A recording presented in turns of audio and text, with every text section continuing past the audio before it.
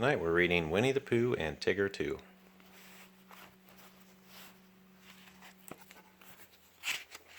There's a map. Yeah, there's a map. Winnie the Pooh and Tigger 2. One morning, Winnie the Pooh was on his way to visit his friend Piglet.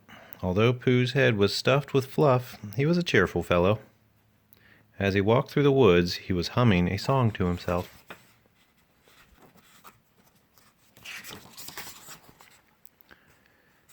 Pooh did not look where he was going. All of a sudden, someone bounced into him.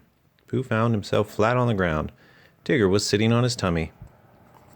"Hello, Pooh," said Tigger. "It's a fine day for bouncing." Tigger helped Pooh get up. "Thank you, Tigger," said Pooh. "I was just thinking it's a fine day for going to visit Piglet." "I was on my way to see Rabbit," said Tigger, "but I will come along with you." And Tigger bounced away. Tigger bounced on ahead of Pooh. He bounced so fast, and he bounced so far, that he bounced right into Piglet.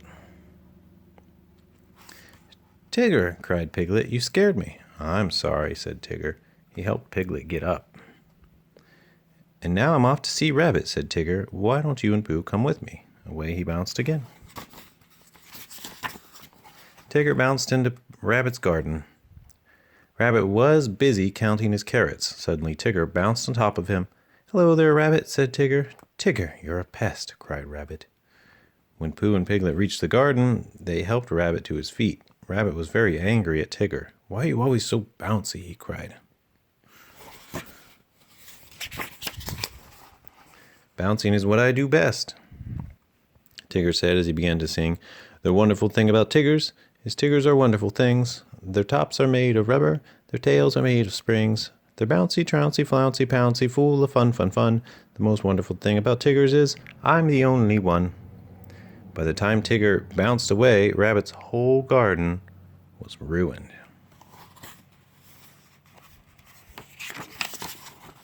Later that day, Rabbit came up with a splendid idea for unbouncing Tigger. He told Pooh and Piglet about it. "We will take him on a long explore and leave him out in the woods." "Leave him in the woods," said Rabbit. "When we get back to him the next morning, Tigger will not be so bouncy." "That is a splendid idea," said Piglet. "What do you think, Pooh?" But Pooh was sitting in a cozy chair and he had fallen asleep. Piglet poked him. "I think it's a splendid idea," said Pooh after Piglet told him about it. Sleepy bear. The very next day, Rabbit, Pooh, and Piglet took Tigger into the woods. When we come back to get Tigger tomorrow," said Rabbit, "the bounces will be all gone. There'll be a sad Tigger, a sorry Tigger, a Rabbit, I'm so glad to see you Tigger." Tigger bounced further and further away. He did not know about Rabbit's idea to leave him in the woods. The three friends found a hollow log.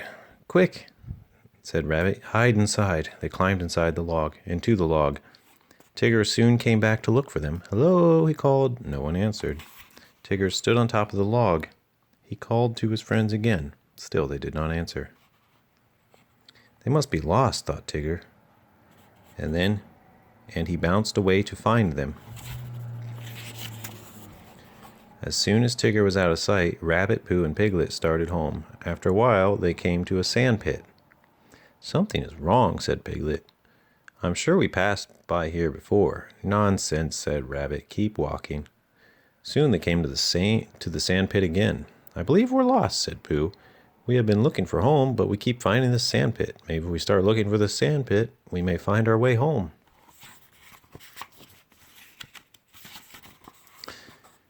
"I'm sure I know the way," said Rabbit. "You two wait here and I'll find it." Pooh and Piglet waited for Rabbit. They waited and waited and waited, but Rabbit did not come back. At last, Pooh took Piglet's hand. "Let's follow my tummy," said Pooh. "Whenever I get hungry for honey, my tummy leads me home." Sure enough, Pooh's tummy found the way. Just as they came out of the woods, Tigger bounced into them.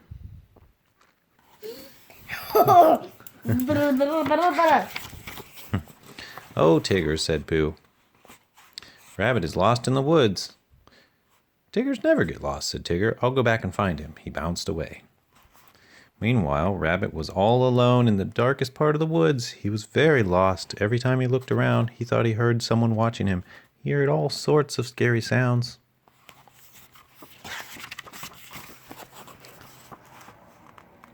Then Rabbit heard someone creeping into the bushes. "Help, Pooh! Help, Piglet!" he shouted. Suddenly, he was bounced to the ground. "Tigger!" Rabbit cried. "I'm so glad to see you." Tigger led Rabbit out of the woods. Poor Rabbit, his splendid idea for unbouncing Tigger had not worked out very well. Bright and early the very next morning, Tigger went to Kanga's house. Kanga was busily sweeping the yard. "May I take Roo for a walk with me?" asked Tigger. "Of course, dear," said Kanga. As Tigger bounced along, Roo rode on his back. "Can Tiggers climb trees?" asked Roo.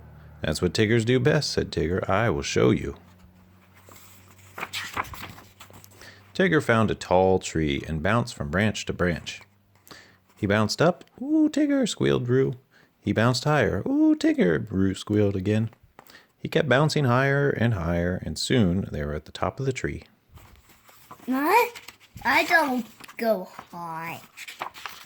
Yep, dangerous. Yeah. When Tigger looked down, he was very scared. "How did this tree get so high?" he cried. "It isn't fun," said Roo. "Isn't it fun?" said Roo. "No," answered Tigger.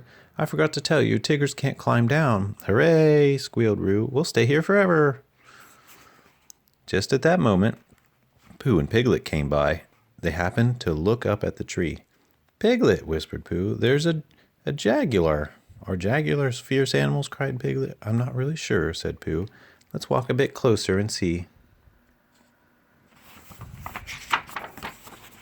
When Pooh and Piglet reached the tree, they saw Tigger and Roo near the top. "Hello!" cried Roo. "Tigger is stuck." "Don't worry, Tigger," called Pooh. "We will get Christopher Robin. He'll think of a way to rescue you." Before long, Christopher Robin appeared. He ran to the tree with Rabbit and Kanga. "I do hope Tigger has learned his lesson," said Rabbit. "Maybe he'll stop bouncing now." Christopher Robin took off his coat. He told everyone to hold on to a corner so that Roo could jump onto it. And Roo came tumbling down. After Roo came tumbling down, Christopher Robin called up to Tigger. "Now it's your turn to jump," he said. "Tiggers don't jump, they bounce," said Tigger.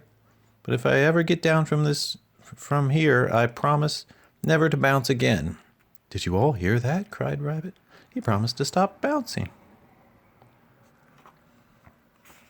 Tigger closed his eyes and let go of the tree.